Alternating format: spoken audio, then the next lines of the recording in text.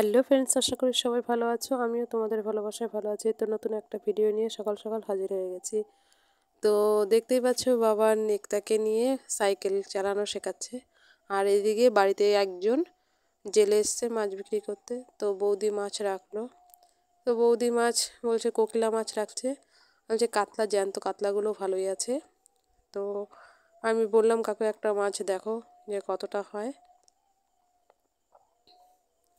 তো মাছগুলো সব জ্যান্ত দেখছি, ভালোই। তো যেহেতু শরীর খারাপ, বাজারে যেতে পারবো না, তো বৌদিকে বলছি কালকের জন্য রেখে দাও, কেননা ফ্রিজে যদি রেখে দেয় তাহলে কালকে আর বাজারে যেতে হবে না। আর এদিকে ঘরে এসে দেখি বৌদি একটা সবজির তরকারি রান্না করেছে, এটা হয়ে গেছে, এবার নাবিয়ে নেবে।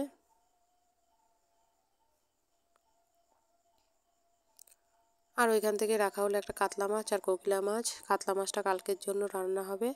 আর এদিকে পটল ভাজবে।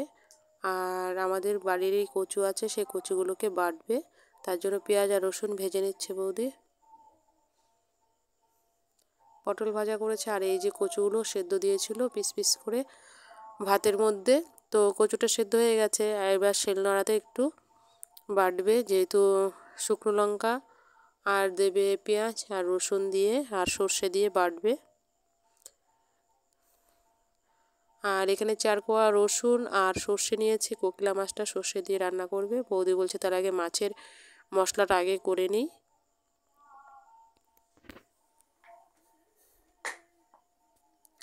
কেননা শিলনোড়াতে করলে মানে মশলাটা একটু আলাদাই টেস্ট হয়, যতই মিক্সিতে করা হোক না কেন। তো বেশিরভাগ আমাদের বাড়িতে একটু শিলনোড়াতেই করার চেষ্টা করে বৌদি। বলছে বেশি মশলা হলে তখন আবার মিক্সিতেই করে, তো অল্প যেহেতু মশলা তার জন্য।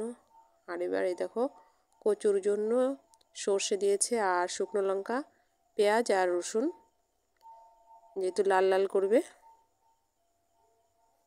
শুকনো লঙ্কাটা দিলে একটু লাল লাল হবে বাটাটা, তার জন্য।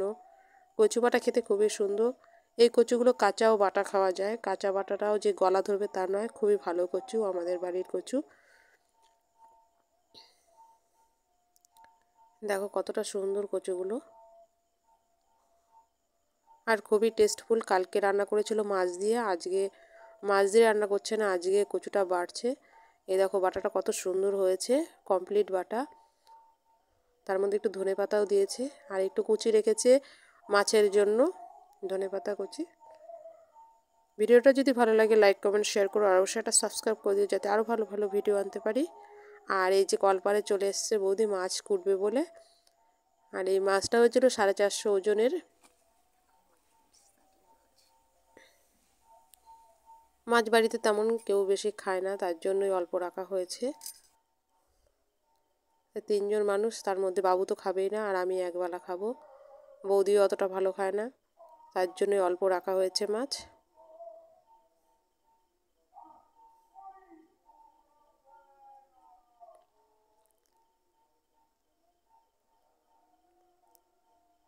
আর শরীর খারাপ হয়ে রয়েছে সবারই, মুখগুলো যেন কেমন হয়ে রয়েছে, কেউ খেতে পাচ্ছে না, কেউ কিছু। আর ঠান্ডা লেগেছে, জানোই তো ঠান্ডা লাগলে তেমন কিছুই ভালো লাগে না মুখে, তার জন্য বৌদি বলছে সব কিছুই ঝাল ঝাল করে রান্না করবে। তো এই দেখো মাছটা কাটছে।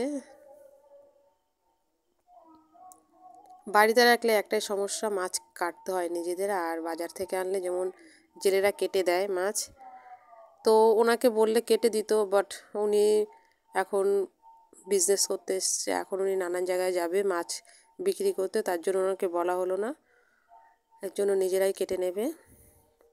বৌদি বলছে থাক নিজেরাই কেটে নেবো, ওখানে উনি চলে যাক।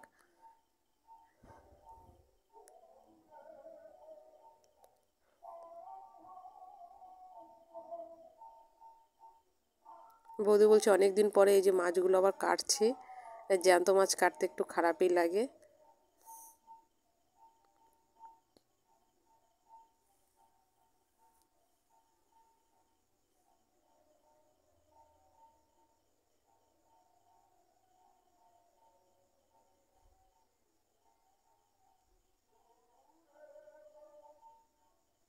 ভালো করে পরিষ্কার করে নেবে মাছটাকে, তারপরেই।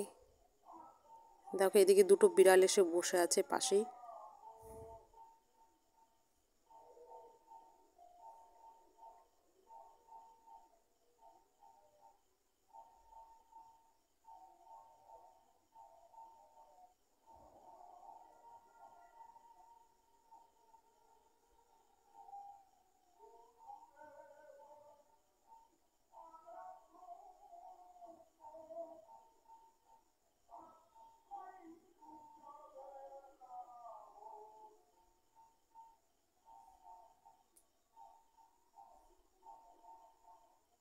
আমি যদি একটু সরে যাই বা বৌদি সরে গেলে দুটো বিড়াল আছে, জানো না, দুটো বিড়াল পাশে বসে প্যাও প্যাও করছে।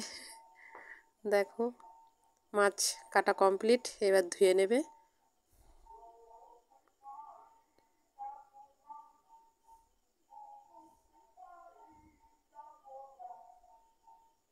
বাইরের কলে নিয়ে এসছে, এখানে মাছটা পুরো পরিষ্কার করে তারপরে ঘরে নেওয়া হবে।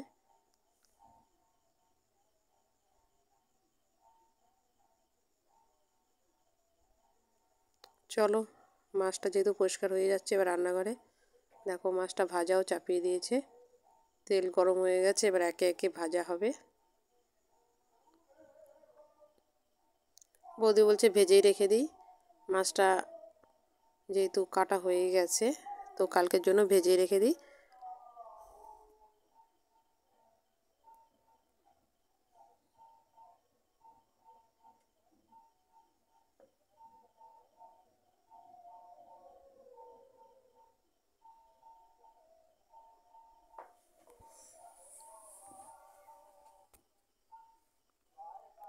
আর এই যে গোটা মাছগুলো, কোকিলা মাছ, এগুলো সর্ষে দিয়ে রান্না করা হবে।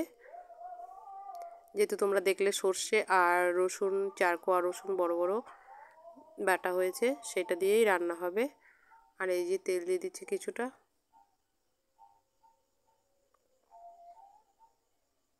আর এটা গাছের বেগুন, একটা বেগুন তুলে নিয়ে এসছে, এই একটা বেগুন দিয়েই রান্না হবে, বেশি দেওয়া হবে না, যেহেতু মাছও কম আছে। আর সর্ষে দিয়ে যেহেতু রান্না হবে, অত বেশি সবজির দরকার নেই, এর জন্য বৌদি বলছে একটা বেগুনই যথেষ্ট। এবার ভালো করে ভেজে নেবে বেগুনটাকে, ভেজে তারপরে তুলে নেওয়া হবে।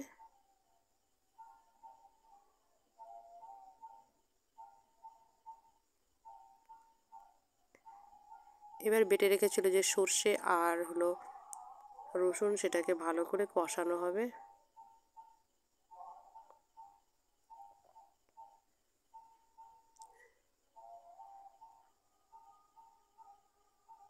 একটু জল দেওয়া হলো যাতে মশলাটা না পুড়ে যায়।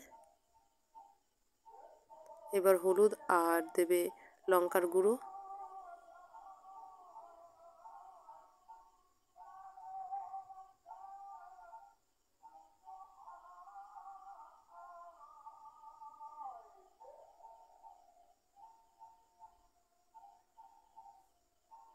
আর দিয়ে দিল সামান্য নুন।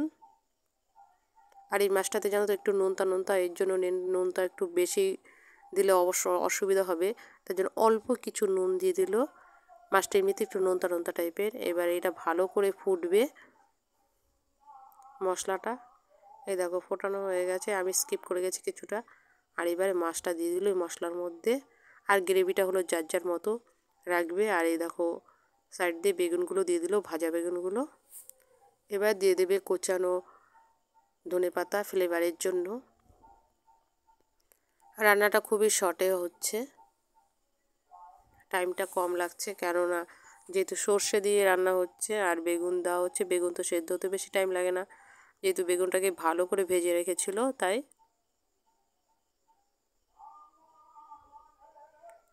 দেখো রান্না মোটামুটি কমপ্লিট হয়ে গেছে। ভিডিওটা ভালো লাগলে লাইক কমেন্ট শেয়ার করো, অবশ্যই একটা সাবস্ক্রাইব করে দিও যাতে আরও ভালো ভালো ভিডিও আনতে পারি। আর এই মাছটা এইভাবে রান্না করে খাবে, অবশ্যই ভালো লাগবে, খুবই সুন্দর খেতে। দেখো রান্না কমপ্লিট, তাই বাটিতে তুলে নিচ্ছে।